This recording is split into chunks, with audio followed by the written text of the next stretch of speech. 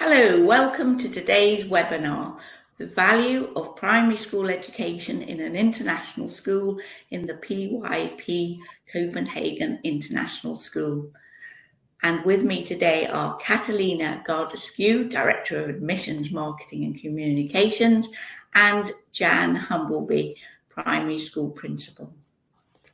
In this webinar, we're going to talk to both of these representatives of the school, and we're going to hear how CIS is designing the school for the future by educating champions of a just and sustainable world. We're going to explore by focusing on the areas of belonging, agency, time and system, how the school is preparing students of all ages to take their places in this complex global world. In this conversation, we'll share the best practice from Copenhagen International School about planning ahead with these future designs in mind, as well as explaining how important the primary years programme is for a successful IB programme completion. So lovely to see you both. Thank you so much for joining us from Copenhagen. Wonderful place to live and work. Thank you, indeed. Yeah. So I think we'll start with you, Catalina, as we may. You're the admissions director, but also you cover marketing and communications. So you've got a very good overview there.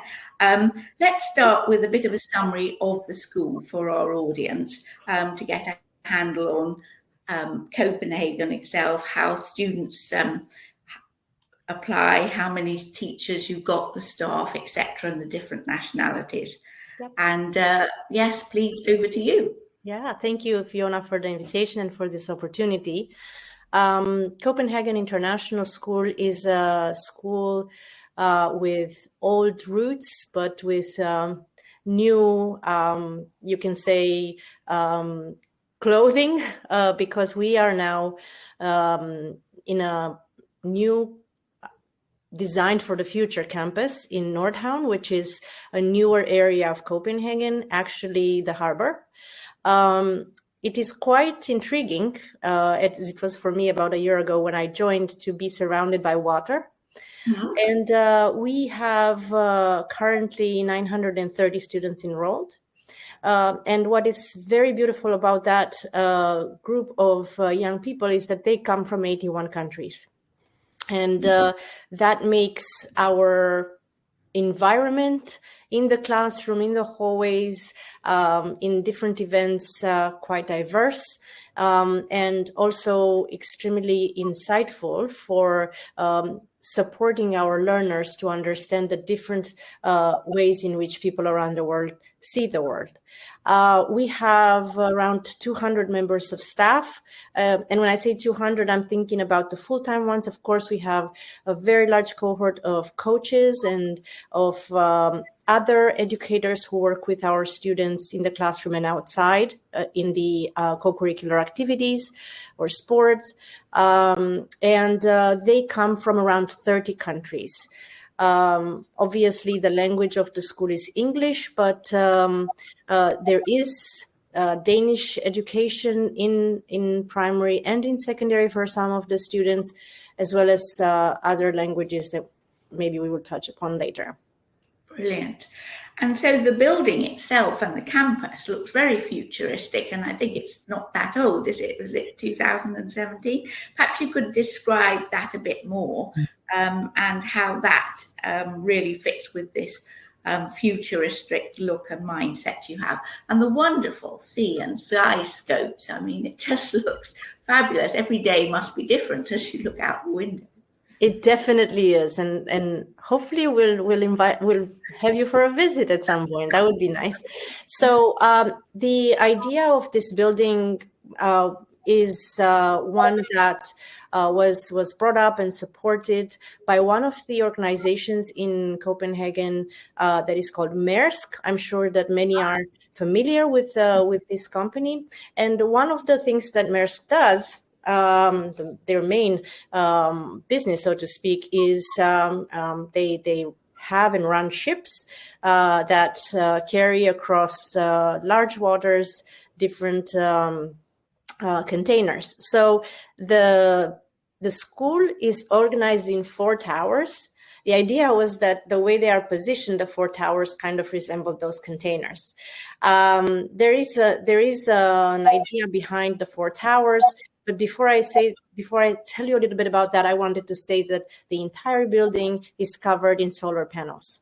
Mm-hmm. So we want not just to be able to be sustainable from the point of view of making sure we don't waste the paper consumption or the way that we use the various resources inside the building, but we also want to be able to use the building itself to produce energy and hopefully bring down some of the consumption that we have inside.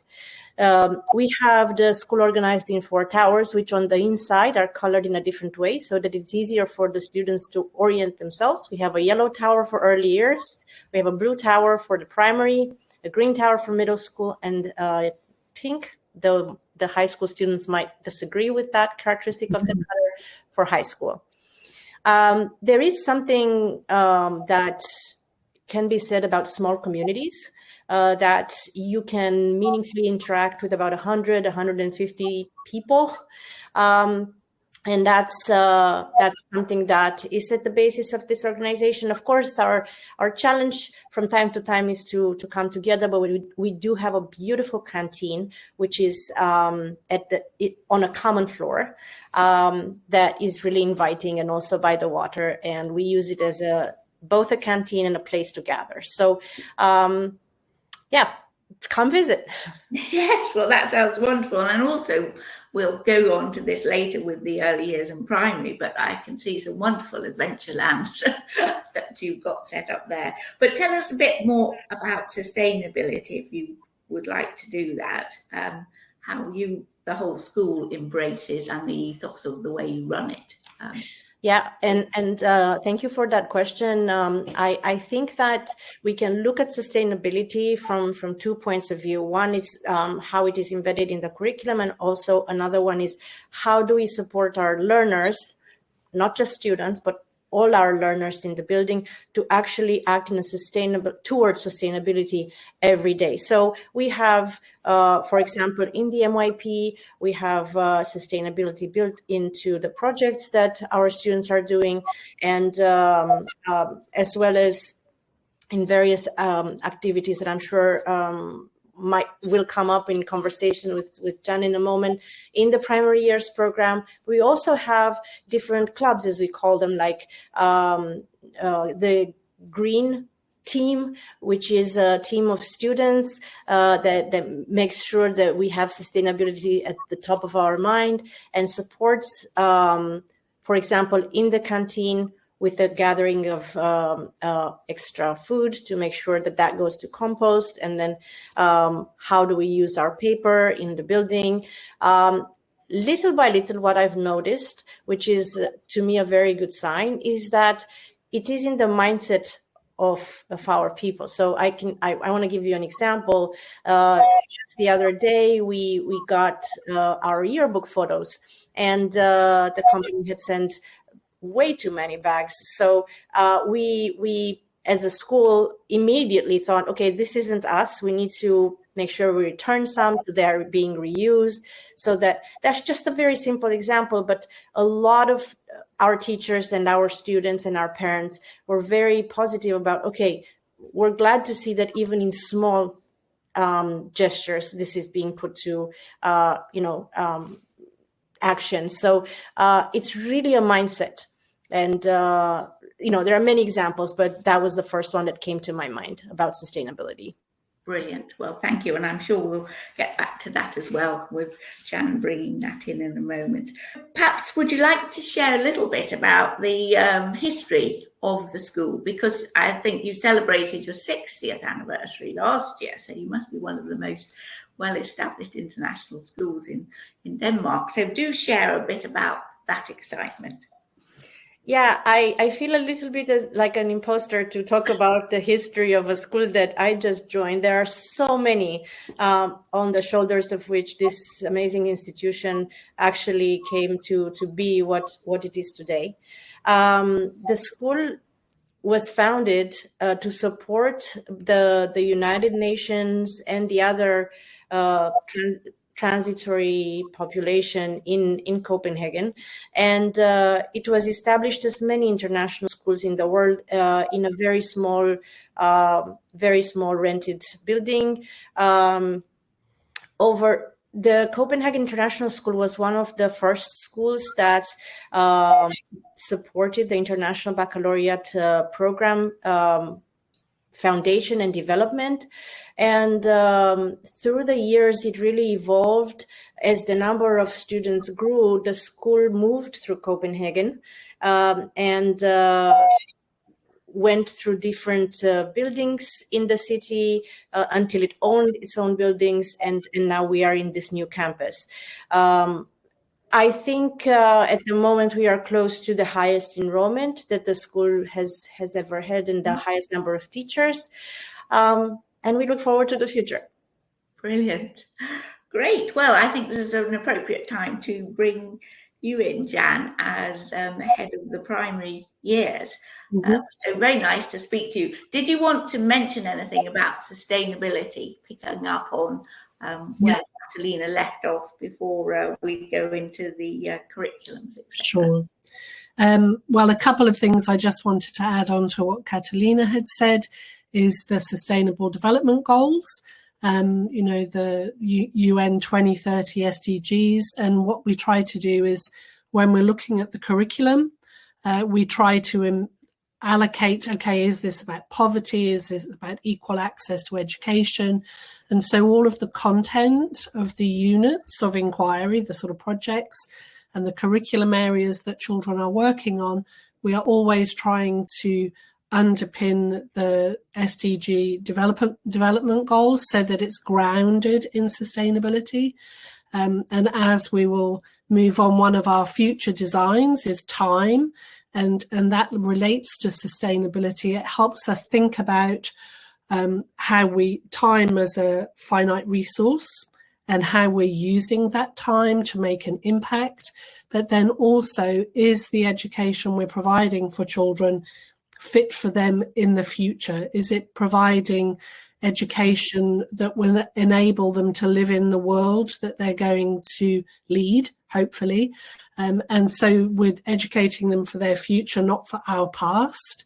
And so as educators, we're always thinking about sustainability in terms of those goals and making it meaningful, but then also how we're using time, the impact of time, helping children to see their place in the world, who they are as a global citizen, and then also ensuring that the education is sustainable, as in the sense of for their future. Yes, so we've got the two levels, the wider sustainability and also the academic throughout the school. So let's focus a bit on the primary years then, and the provision for early years and primary years through PYP. You've got a wonderful catchphrase or slogan, more confident, curious minds, which is really, I think that probably sums it up, certainly from the lovely photographs and videos you've got across your website. So can you talk us through how play supports social, emotional and academic excellence, and tell us a bit about the transdisciplinary programme? For sure. So as Catalina mentioned, we were number 4 in IB World Schools. There are thousands of schools around the world that this is our curriculum. So it's the primary years program, the middle years program and the diploma program. It's a curriculum that can be taught in any schools, but the goal of the curriculum is to develop internationally minded young people. Of course, content is important, and we have standards that we follow that we can take from around the world, but it's not a curriculum that's linked to any one national system. So it's not the British curriculum or the German curriculum or the American curriculum.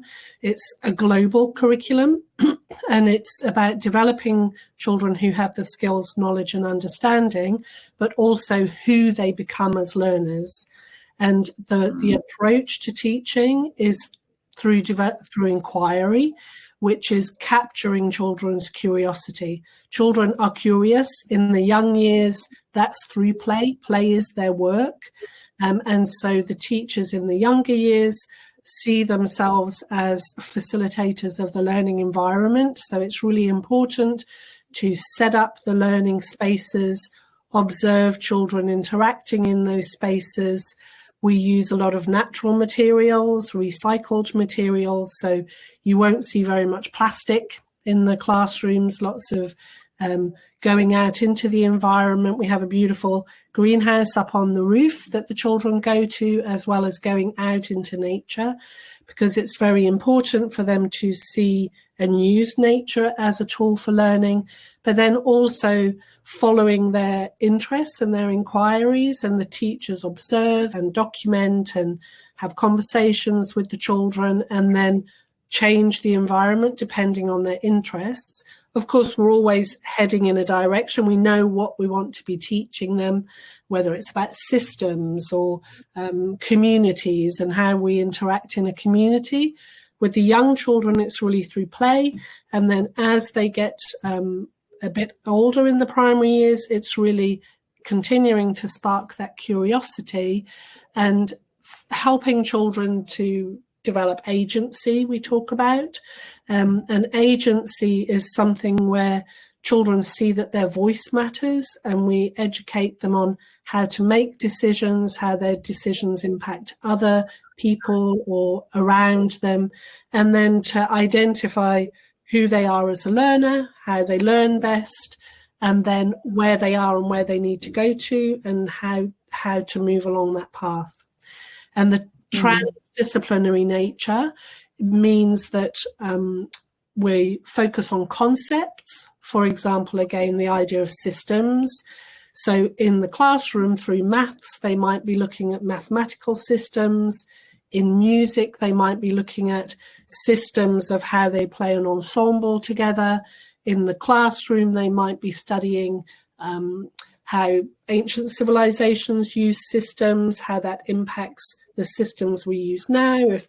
So it's really focused on all of the different subject areas coming together, so children approach this learning from different lenses to help them deepen the conceptual understanding. And you do take children at a very young age, just under 3 years. So for our audience of international parents, knowing that you can have children from that age, particularly dual careers, is wonderful, I would think. And also the actual facilities you have there. So things like Forest School are very popular and grown in popularity in the UK. Probably we were a bit late catching on. So do you have more like a C school? Yes, using the outside. Yeah, that must be inspiration. Yeah. So for the very small children up through, so how do they then sort of graduate into the next level of school? So yes, we take children from 2 years and 10 months. We also have, for our younger children, we have a breakfast club, so people can bring their children to school from 7:15, and there are a small group of children who have breakfast together, which is a very lovely start to the day. And then we also, so our sort of teaching day is from 8 till 3, but then also we have after school activities or after school club, and so children could be here from 7:15 till 5 o'clock. So there are lots of different options before and after school as well.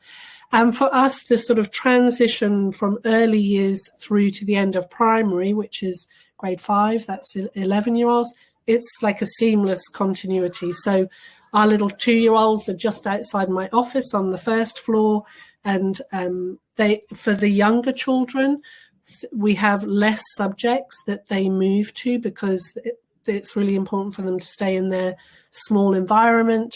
So they have lunch in their classroom with their teachers. It's much more of a social experience and learning how to eat. Oh, well, that person's eating it, I'll have a try as well, you know.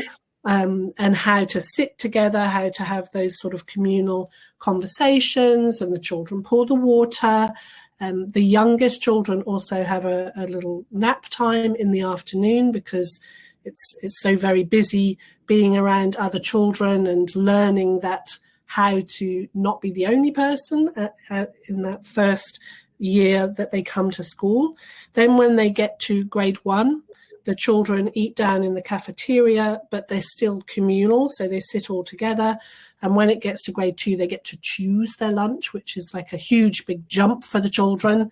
And of course, learning how to balance the food on the tray that they've chosen is a huge self-management skill we have to help them with. But so for our 3-year-olds all the way through to our 5th grade, our 11-year-olds, it's continuous.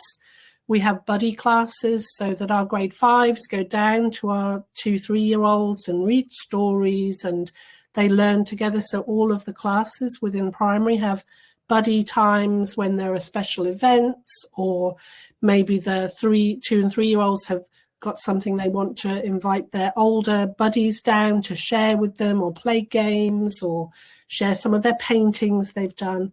So there's not like an abrupt change.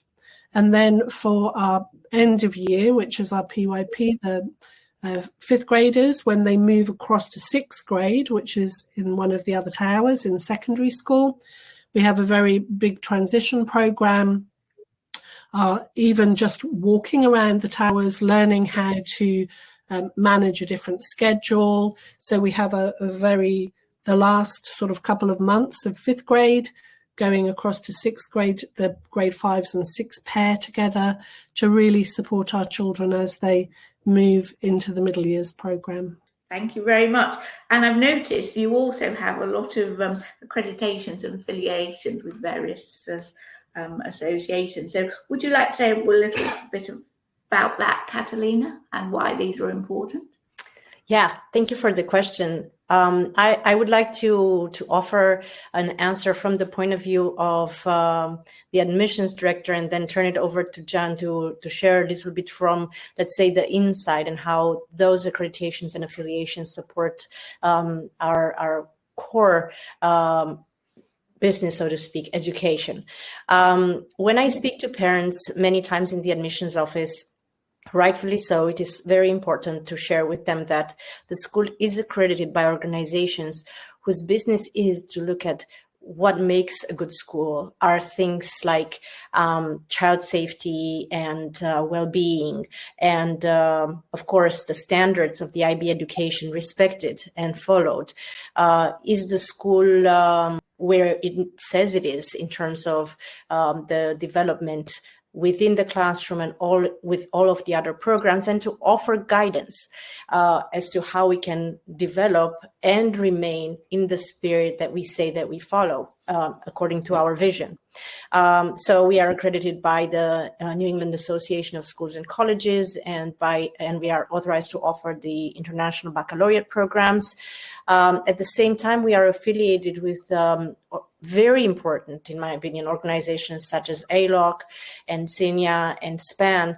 And these organizations are very specifically targeting different areas, such as transitions or diversity and inclusion or neurodiversity. And we have so much to learn from what these organizations are doing. And so, because as I mentioned earlier, we're all learners in our campus. So these are organizations from which our educators learn so much, and we learn so much as well as the senior leadership team. But Jan, we've just had our reaccreditation, and Jan was a huge part of that process together with Deputy Principal Moira Christensen. So what does that mean for the primary staff, Jan? So as you said, I think, Catalina, it's important for families or anyone knowing there isn't another body examining us to see are we doing what we say we're doing. You know, do you get what it says on the box? Because always as a family, it's like, am I making the right decision? How do I know? How do I know it's a good school? So I'll just talk about IB and NIASC initially. So NIASC, as Catalina says, have foundational standards which are really about compliance, safety, policies. And then once the school has those, it's like, okay, we think you're ready for the next level. And what's really important for us about NIASC is there are 3 focus areas that they look for and ask us to self-reflect on. And the self-reflection process is a year long as an organizational digging deeply into what we say we're doing, where we want to be and how to get there, just like we do with the children. So as an organization, we're modeling what we ask children to do with their learning and seeing ourselves as an organization that is continuously growing. So NIASC have 3 areas really that they're focusing on, which we were focusing on, which is about high quality learning. What does that mean? Is it happening and what's the impact of that? Then also about well-being, learner well-being, whether that's learners, young learners, all the way up to the older learners, because we see ourselves as learners. And then this international mindedness, and how do we know we are developing and teaching people to see different perspectives and to take action and see their place in the world. And then I think with the IB, it's good always for us to go back and look at the standards, whether it's the environment or the purpose or the culture of the school or learning. And for us in primary, as in secondary, having those standards helps us as a guide to know what we're always aiming for, and we're always seeing ourselves as growing. And they are ways for us to, it's not like a checklist. It's really about the accreditors who come to see us, our critical friends, and it's all about our process of growth. What do we notice? Where's our evidence for that? Where do we see we need to put some time and energy? But always going back to the impact on the learners. So we're not just doing it, we're doing it and we see the impact of that as well, which I think is so very important, rather than just a compliance checklist. It's always goes back to the learners and how do we know that we're making the biggest difference we can. And that's really, really important. And knowing that the IB is always moving forward and pushing you forward, and how you interpret what you're doing at Copenhagen. And also it was good to see there's a representation with the Nordic network, because people coming to Copenhagen are also going and presumably you do share things with different schools in the Nordic region, which is exciting and interesting as well. So another thing that's really important for our parents are languages, and of course you mentioned native languages as well, keeping up with those and how important they are. So can you tell us a bit more? You touched on it in the introduction, but can you tell us how you accommodate additional languages? Do you want to start off with that, Jan, and then also cover, we can bring in Catalina as well from the social aspects and the parents, but really also it would be fascinating to understand a bit more about the Danish language and the opportunities. Great. Yep. So as Catalina said, we have children from hundreds, lots of different languages. So families who are thinking, oh gosh, my child doesn't speak English, and the language of instruction is English. Don't need to worry, because we are always used to having children who have no English language up to fluent speakers. We have dedicated teachers who work with the children who don't have our academic language, which is English, that support and work alongside students. When students come into school, we look at the other languages in classes and try to match them up with language buddies, so that a language-alike class, if there's someone particularly who's coming in without a strong English language at that proficiency at the moment, we try to put them in a place where there's someone who speaks their same language.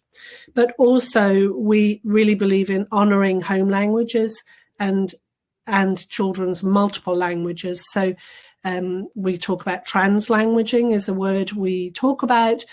And what that means is if a child may be having a piece of writing, they may choose to write that in a language they feel more comfortable with, and then possibly little bits of English in there, or all in their own language to start with. There are many tools for us to be able to use to understand what they're writing, or we use tools for, AI or different translanguaging and translating programs, because what we don't want is children to feel they arrive and they're silenced because we're not honouring their language.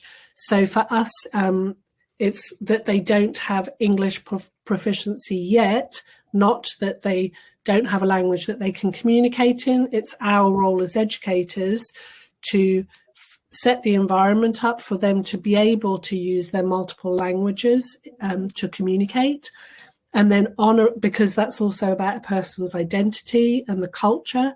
And so feeling that they are welcomed and valued for whomever they are and whichever languages they have.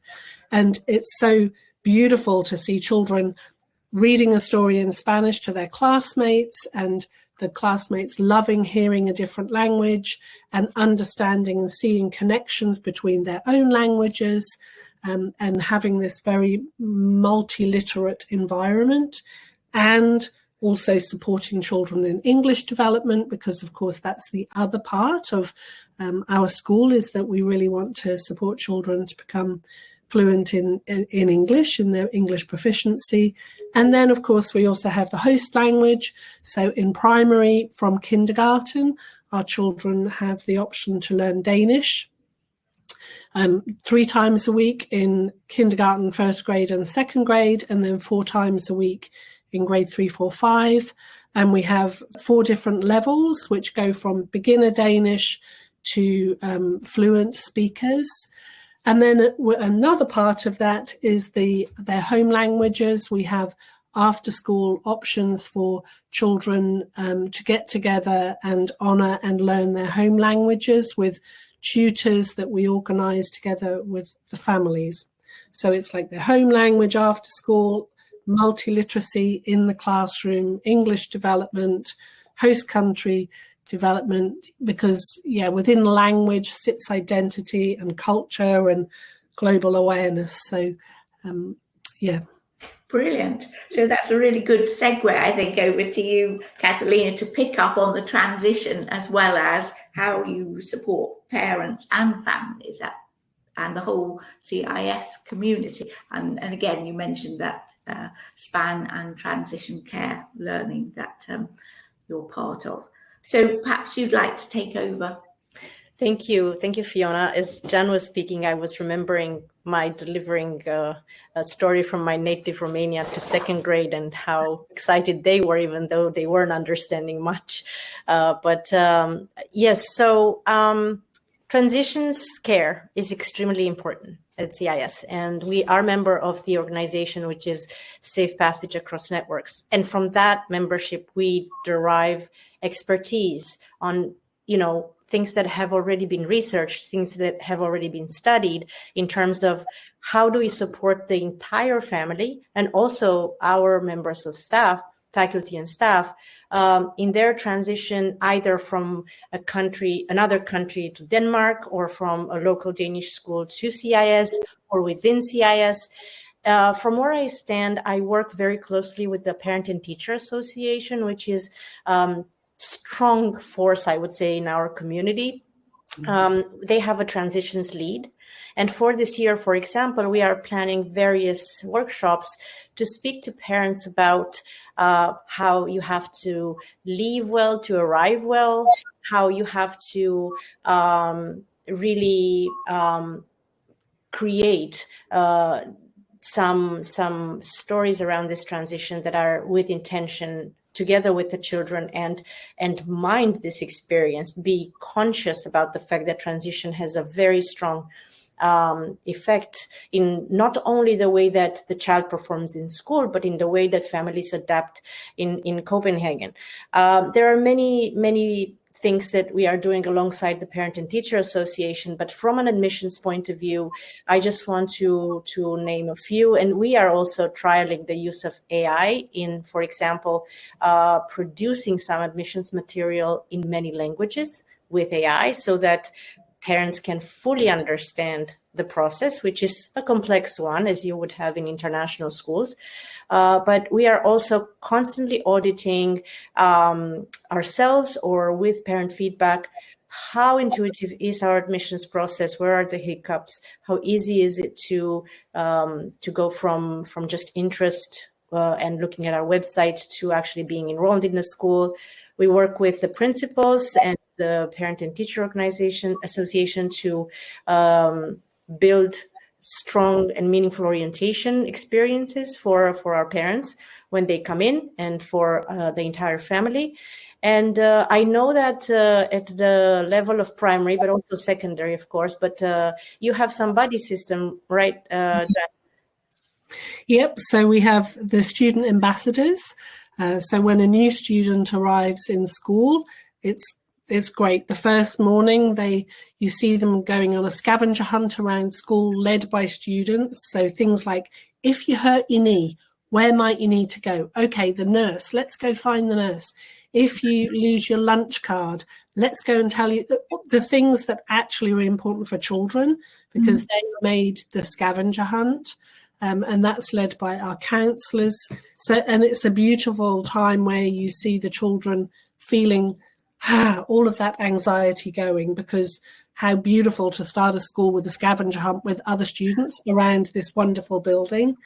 And then once they're in the classrooms, they are also paired up with buddies for the first week or so to make sure that when we're transitioning, they know where they're going.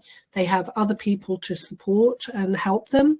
Our counsellors have all of the new students across a grade together for like little pizza lunches or gatherings to help them understand that they're not the only person who is moving. That's such an important thing for a child to understand, because they often think it's only me. And then they help the children understand that transition process. And as Catalina was saying, we're doing the workshops with the families, but also with the children. And then I think it's just the fact that the teachers are used to children coming and going throughout the year. So we hardly ever end the year with the same group of students that we started the year. And that's, for families to know that we are aware of that. And it's very important as soon as a person comes in to help them feel part of the community, whether that's at the beginning of the year, December, January, February, we often have new families coming in. So there is always this cycle and process of building community, bringing the children in, helping them to feel connected, finding their interests, what might they want to do in terms of after school or during the school day. Yeah. Yes, well, there's so much that we could cover, but I think also it would be great to just have a little bit about personal experience, because obviously many of our audience would be actually physically moving for the first time to Copenhagen, Denmark, or even the Nordic. So let's start with you, Catalina. How did you find it settling in, and what opportunities does that give you in your living and working and your social experience and social life?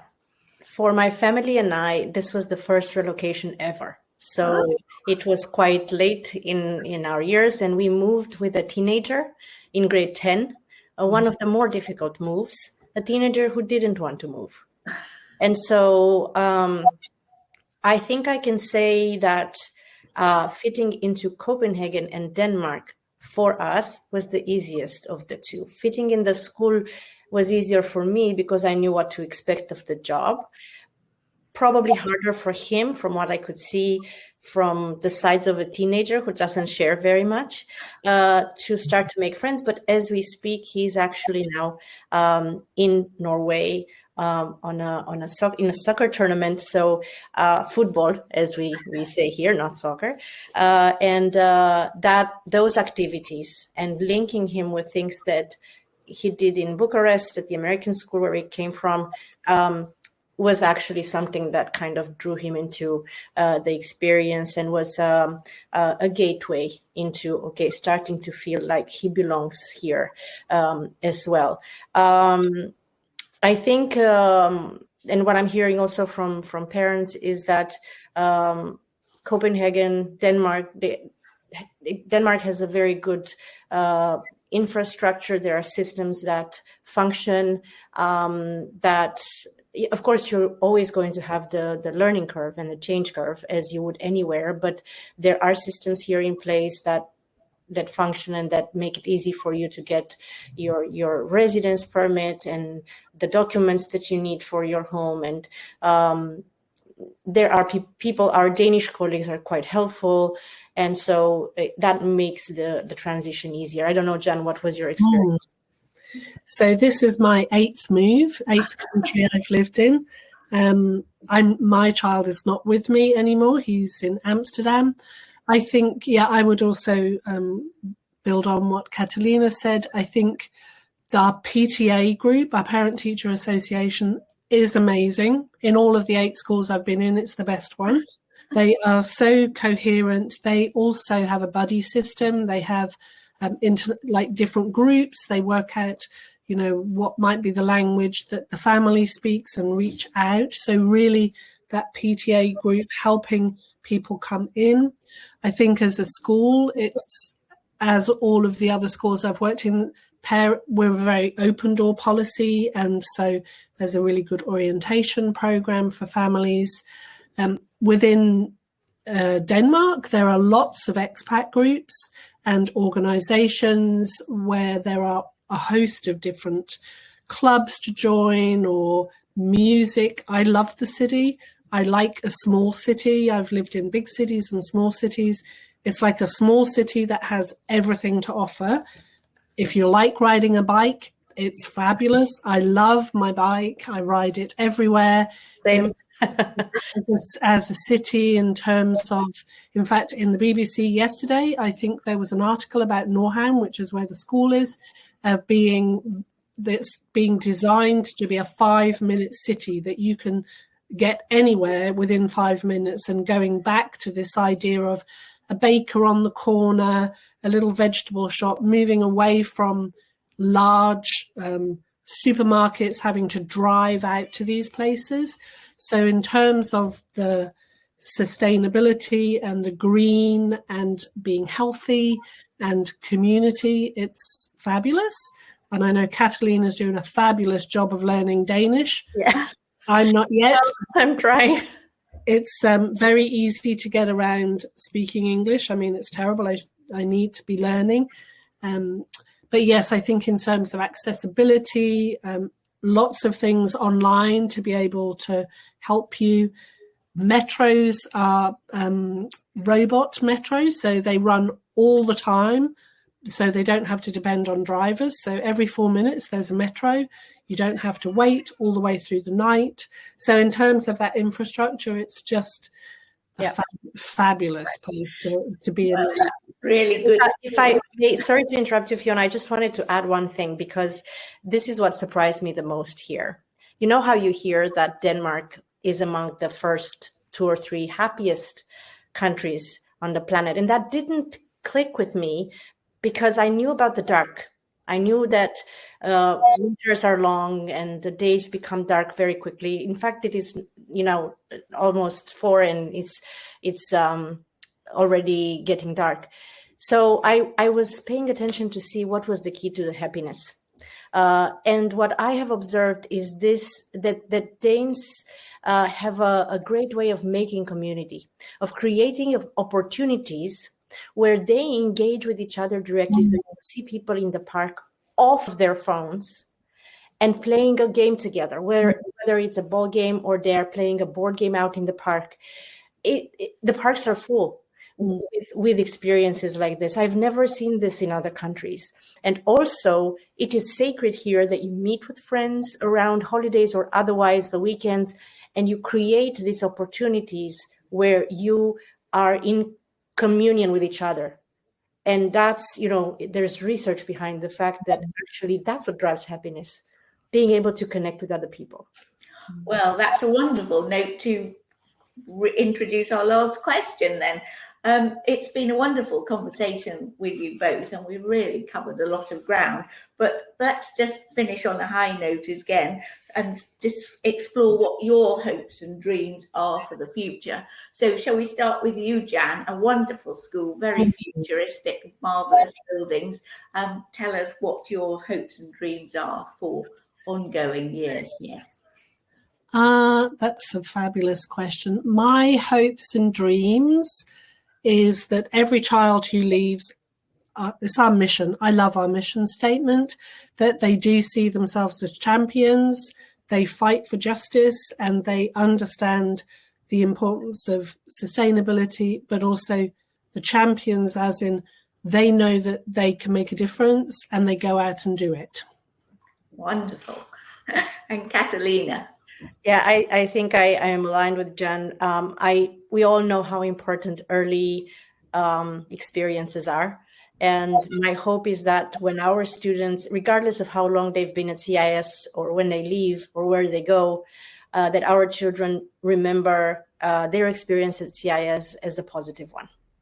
Brilliant. Well, I'm sure they will. And thank you so much for sharing so much about the school, but also about living and working in Copenhagen as well. And we've been speaking today to Catalina Gardescu, Director of Admissions, Marketing and Communications at Copenhagen International School. And here are details of her background, and she's the person to contact if you want to find out more. And of course, Jan Humpleby is the primary school principal at Copenhagen International School. And as you have heard also, she has a wealth of international school experience. So please do read her details here and get in touch to find out more.